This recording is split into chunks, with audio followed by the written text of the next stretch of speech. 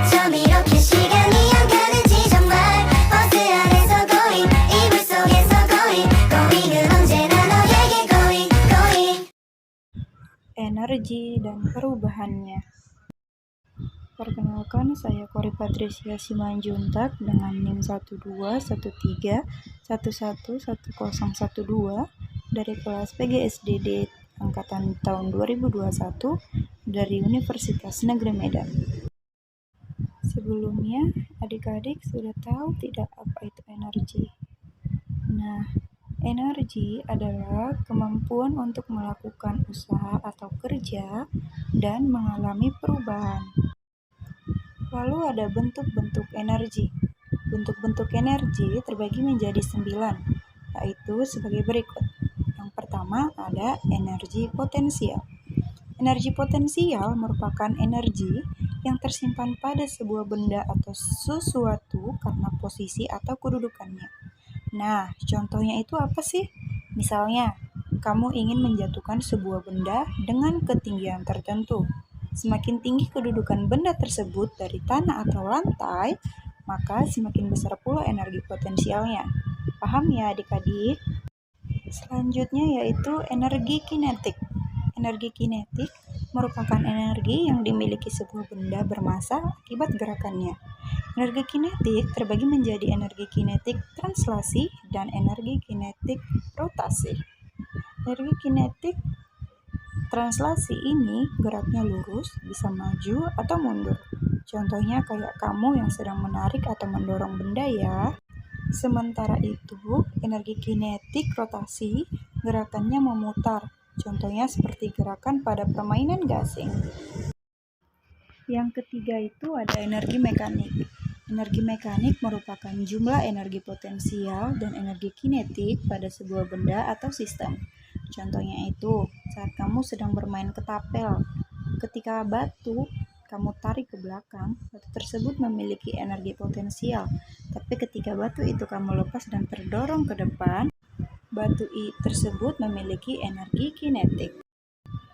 Yang keempat ada energi listrik dan energi potensial listrik. Energi potensial listrik adalah usaha untuk memindahkan muatan dalam beda potensial listrik.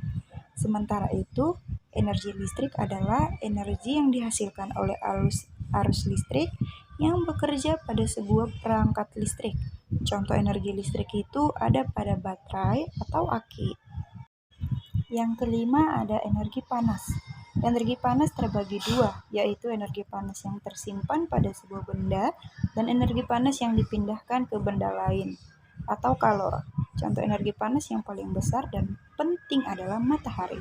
Selain matahari, bumi juga menyediakan energi panas yang bisa kita manfaatkan. Misalnya panas bumi yang dapat digunakan sebagai pembangkit listrik tenaga bumi. Yang keenam itu ada energi kimia. Energi kimia merupakan energi yang terkandung dalam ikatan atom-atom penyusun sebuah materi. Energi kimia juga merupakan sumber energi yang dapat diolah oleh tubuh makhluk hidup.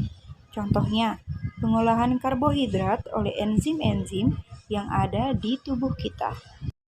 Yang ketujuh, ada energi nuklir. Manusia juga menciptakan sumber energi lain yang cukup berbahaya, yaitu melalui radioaktif dari uranium dan plutonium. Biasanya kita kenal energi ini dengan nama energi nuklir. Selanjutnya energi bunyi. Energi bunyi yang menghasilkan sumber bunyi. Contohnya gitar, radio, dan sebagainya. Yang terakhir ada energi cahaya. Sama seperti namanya, energi cahaya merupakan energi yang menghasilkan cahaya. Bukan cahaya ilahi tentunya ya. Contohnya itu lampu, lilin, senter, bahkan matahari. Selain merupakan sumber energi panas, juga menghasilkan cahaya. Cahaya pada matahari digunakan tumbuhan untuk melakukan fotosintesis dan menghasilkan oksigen untuk menopang kehidupannya. Contoh perubahan energi yang pertama, perubahan energi kimia menjadi energi listrik dan kinetik. Contoh, batu baterai yang dipasangkan pada robot mainan supaya bisa bergerak. Yang kedua, perubahan energi potensial menjadi energi kinetik dan bunyi. Contohnya pada buah yang jatuh dari pohonnya. Selanjutnya, perubahan energi listrik menjadi energi panas.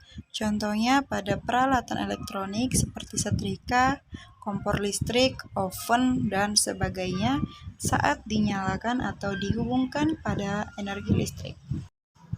Selanjutnya, perubahan energi listrik menjadi energi kinetik.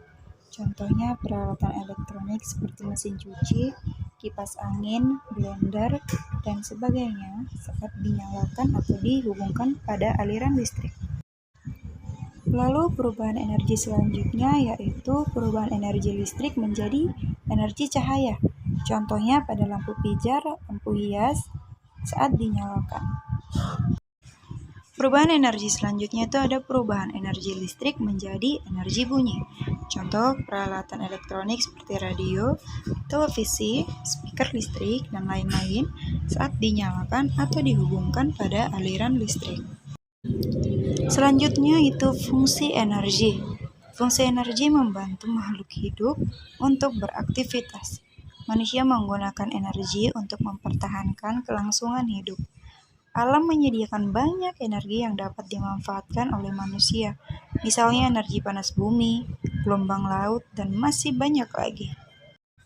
Baiklah, kesimpulannya, energi adalah kemampuan untuk melakukan usaha atau kerja dan mengalami perubahan. Baik makhluk hidup maupun benda-benda sekitar kita dapat melakukan kerja apabila mempunyai energi yang cukup. Nah, energi tersebut didapatkan dari sumber energi. Makanan yang kita makan, baterai, dan bahan bakar merupakan contoh sumber energi.